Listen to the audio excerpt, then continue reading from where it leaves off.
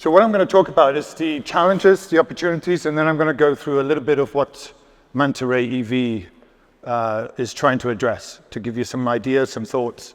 So some of the challenges that exist is the main challenge is that the EVs that are being produced and being sold are undergoing a boom in many countries, not all countries, and the infrastructure is not keeping up.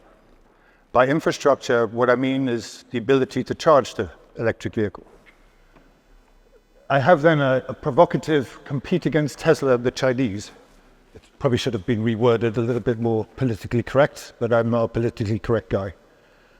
What it means is that traditional automotive manufacturers in Germany or elsewhere and the UK are struggling with the electrification of this industry.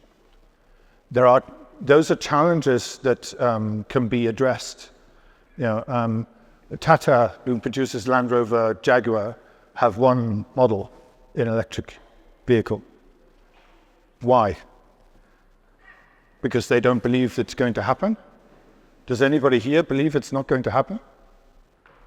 Because the other thing that's going on is the drive by governments and regulations and market targets and so on from the EU and the UK are driving this through into the market, but not necessarily providing all of the funding and incentives to actually drive this forward.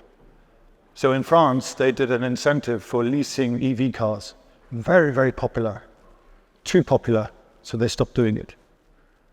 Right? The other one is the electricity grid itself is not necessarily geared up to actually provide. If everybody went en masse to electric vehicles today, the national grid would suffer and would be struggling to meet all of the demand. But nobody's going to go en masse to all electric vehicles. And just so you know, National Grid, at least in the UK, needed to upgrade their system anyway, their grid, and they're now upgrading it to enable it for electric vehicles. So those are the main challenges that exist in the automotive industry, especially when it comes to electrification. The opportunities are a numberfold. So the main opportunity, which I'm going to go to, which Manta Ray EV answers, is the number one, which is how do we get the infrastructure to manage to help with the booming 1.6 million plug-in EVs that exist in the UK. And I use the UK numbers, but quite frankly, in many countries that have got initiatives around this, whether this is India, New Zealand, Australia, Kenya, South Africa, EU, US, they all have initiatives to drive the motor industry towards EVs. The second one is the ability for EVs to store and supply and enhance the renewable ecosystem. What does that mean? So if you think about vehicle to grid or vehicle to home, right? At this point in time, your EV that you buy, not that you probably have bought one yet, but if you did, to you it's like a single use, right? It's for traveling. But actually, with vehicle to grid and vehicle to home, it becomes another product. It actually supplies power, energy back to the grid, so you make money, or powers your home. So with Manta Ray EV, we've partnered with a company called Smart Car API. That basically makes the car, and most cars today are connected. So it's an API directly to your car. They are actually at the conference last week, in the utility conference in Amsterdam. Why? Because they are being asked through that connected car with vehicle to grid and vehicle to home to create utility type applications, which is why I mentioned here, because it's an opportunity. More deep tech and more fundamental is the battery tech advancements. So right now, a lot of cars are built on lithium ion, has all sorts of rare materials in it. Some of them are getting extended ranges, which I'll talk more about in a minute. to 500, 600, 700 kilometers. They're going to move soon to solid-state batteries, which will get you to 1,000 kilometers. The solid-state batteries are the ones that are going to go into luxury, expensive cars because they cost more.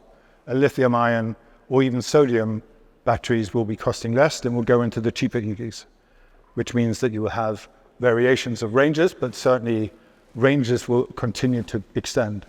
So that's an opportunity, one of which I'm taking advantage of, which I'll tell you about in a minute.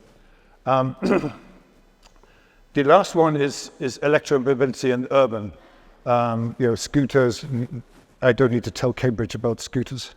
I think you know what that is. I think that urban mobility space is quite busy. So I've stayed clear of it, so I can't tell you much about it. But there is opportunity there as well. So what I'm going to do is I'm going to go through why Manta Ray EV. So I'm the CEO and founder of Manta Ray EV, which is an Airbnb for EV charging. And what I'm trying to address is that number one challenge that you saw on the first slide. So here you see EV sales globally and the EV infrastructure in comparison. There's a bit of a gap, right? So that's what we're trying to say. On this same coin, the EVs that are being sold are getting longer and longer ranges. And as you probably see in the media, there's quite a lot of emphasis on ultra and rapid chargers, these what I call journey chargers or en route chargers that sit at motorway services. The reason why they keep pushing that is because first generation, second generation EVs have 100 miles, 200, 150 miles range, and they have to go to these chargers to do that.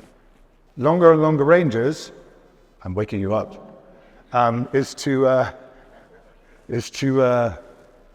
you don't need that journey charging. You can go from A to B and then you need to charge. That's called destination charging. And that's what Manta Ray EV is going to focus on. So Manta Ray EV is also looking at the shared economy and making use of that so that there are other competitors out there that do this, but they focus on neighborhood charging. Neighborhood charging is for those people that live in apartments and terraced houses and don't have the ability to do home charging.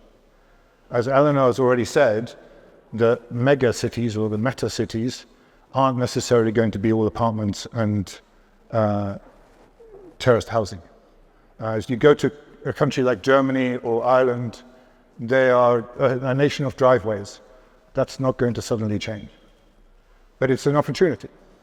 And that's an opportunity that Manta Ray EV is going to take advantage of. I'm going to give you some numbers on the UK here. That's our little app. I'm very proud of it. It's going to launch in 6 weeks and make me the next unicorn. I doubt it, but it at least will make me somebody. I wanted to give you some numbers. They're a little bit skewed on the right-hand side here, but basically in the UK you have 1.6 million plug-in EVs. There are about 55,000 public charge points, mostly in the southeast, actually. There are over 700,000 private, residential and business chargers. If I make 5% of that available through this shared platform, that adds another 35,000 chargers, destination chargers, to the 55,000 public ones. What does that mean? Well, if you keep the same ratio, that means another million EVs can be on the road. What does that mean? It means you save 37 million CO2 tons, which is roughly, I've worked it out, 226 million mature trees. And you probably don't know what that looks like, but it's about 15 new forests. And ultimately, that's what there's sustainability comes in many, many forms, but obviously saving carbon emissions, reducing that is one of the key ones. And one of the things that you always get asked by investors when you're in the sustainability space is how much CO2 do you save? Even going for awards, I get asked how much CO2 do I save? So I've had to calculate it, just bear that in mind. So very quickly, journey chargers will still exist. They will still need to be there, but you need to think of them in the same way as you think of petrol stations at the motorway services. You go there because you have to. You fill it up just as much as you need because it's the most expensive thing you can find. And journey chargers or en route chargers are the same. The grid serve charging stations at motorway services are the most expensive, and quite often, believe it or not, cost more than your petrol at the petrol station. So we want to focus on destination charging, because over time, as technology always is, ranges of EVs will get longer and longer and longer. Having to stop at these motorway services is not a thing anymore. When you go and visit your aunt, when you go and visit a friend, when you do a business trip, when you go hybrid commuting, when you go to a touristic spot, when you go to an event, when you go to a restaurant, when you go to a pub, all of those things become destination charging. And what we've done with Mantra AV is make it very, very simple to turn up, swipe your app on an NFC tag, start the charging through the connected car, swipe it again, it stops, it measures it in kilowatt hours, because all drivers want it in kilowatt hours, not duration. And we've made the platform very, very safe. We've actually focused on making it safe because we get feedbacks that we don't want strangers on our driveway. We've also made sure that there's a guarantee, which essentially is insurance cover, for the chargers. So we've worked very hard to make sure that we can focus on the destination charging, not just the neighborhood charging. So these are all the different business use cases that exist for the different locations where you do fleet charging, home charging, destination charging, on-the-go charging, as it's called here, or journey charging. I'm not going to read all this out, obviously, because that will be very boring. So I'm going to leave you with some future things. So the future of EV charging will continually evolve. I think there's one location in Denmark, in Europe, where they do this thing that you see on the right top, which is swap the batteries. So NIO, I think that's how you say it, NIO, the Chinese car EV manufacturer, are the only ones that do this right now. And what does this mean? It means you can swap your battery in, I think it's about 6 minutes, for a new battery. So that's innovation, right? That's an opportunity. And I think ultimately there's going to be other opportunities like that in this space. And that's really all I wanted to talk to you about, is to, Mantra AV. You can certainly visit our website. It's very interesting. And we will launch in 6 weeks, and I thank you for your time.